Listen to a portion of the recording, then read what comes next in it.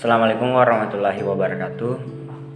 Perkenalkan, nama saya Irwadi dengan NIM D03223717 dari Program Studi Perencanaan Wilayah dan Kota.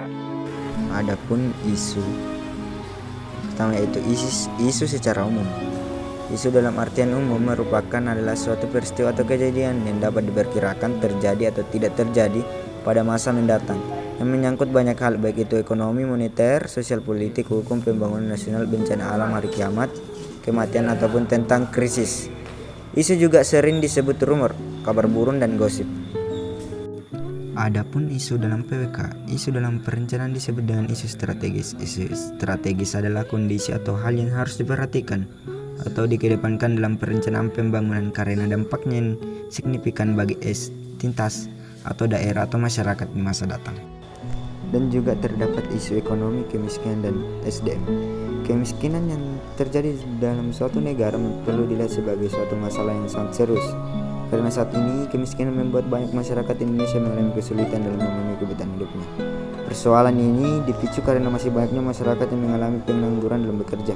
Pengangguran yang dialami sebagai masyarakat ini yang membuat sulitnya dalam memenuhi kebutuhan hidupnya, sehingga angka kemiskinan selalu ada. Kemiskinan di Indonesia disebabkan oleh berbagai faktor. Yang pertama yaitu upah yang masih di bawah standar yang diikuti tingkat inflasi, tingkat pengangguran yang tinggi, dan pertumbuhan ekonomi yang lambat. Seseorang dikatakan miskin bila dia belum bisa mencukupi kebutuhan atau belum berpenghasilan. Adapun contoh isu di Indonesia terkait ekonomi, kemiskinan, dan sumber daya manusia. Yang pertama yaitu meningkatkan angka stunting di Indonesia, dan yang kedua meningkatkan angka pengangguran di Indonesia, dan yang ketiga krisis ekonomi pada tahun 2020 yang disebabkan COVID-19. Dan yang terakhir dari kesimpulan materi saya, isu merupakan masalah yang masih menjadi pertentangan. Isu-isu harus segera ditangani dengan baik agar tidak berkembang yang dapat berujung menjadi masalah. Karena sekalipun isu yang bersifat positif, sewaktu-waktu bisa jadi permasalahan diakibatkan tidak berantisipasi atau dikelola. Sekian dari saya.